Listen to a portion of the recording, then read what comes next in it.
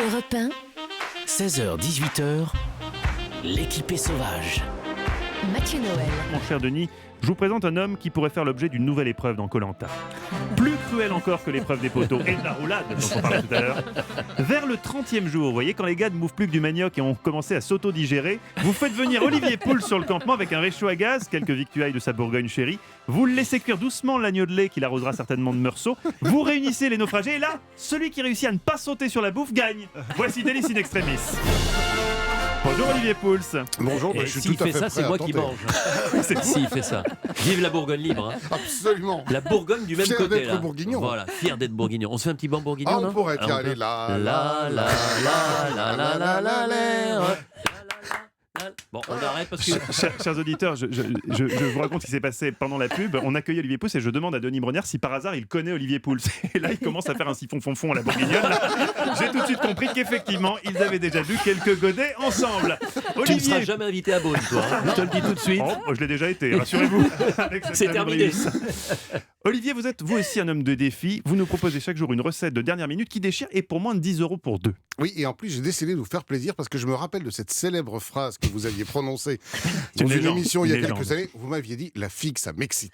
Ça, j'avais retenu. Je vous le redis, ça Et m'excite. donc, je me suis dit, je vais lui faire des figues parce que suite à ça, je vous ai quand même offert un pot de confiture de figues, Oui, rappelez-vous. qui m'a tenu tout un été. Résultat, je suis toujours dans votre bande.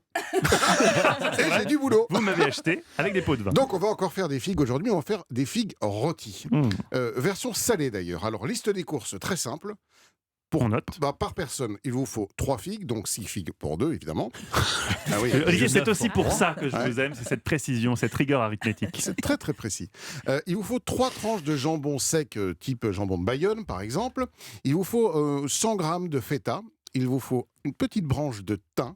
Et il vous faut une petite cuillère de miel. Voilà, c'est tout simple, il ne faut vraiment pas grand-chose. Alors, l'idée, c'est de prendre les figues, de couper la petite queue, de faire une incision en croix sur les 2 tiers supérieurs de la figue, ce qui va vous permettre de l'ouvrir, de Ah, j'ai cru que glisser c'était pour le dedans. côté chrétien de la Non, recette. pas du tout. D'accord, non.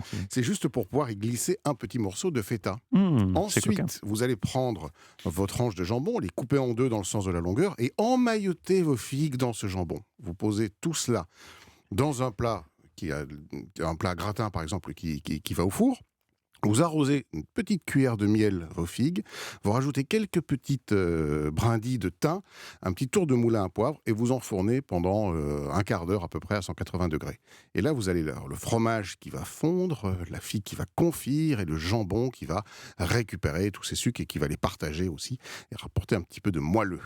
Qu'est-ce que vous dites de ça? Est-ce que je reviens la semaine prochaine? Et je pose surtout la question à notre invité Denis Brogniart. Est-ce que, comme moi, Denis, la figue, ça vous excite? Ah bah là, ça m'excite à mort.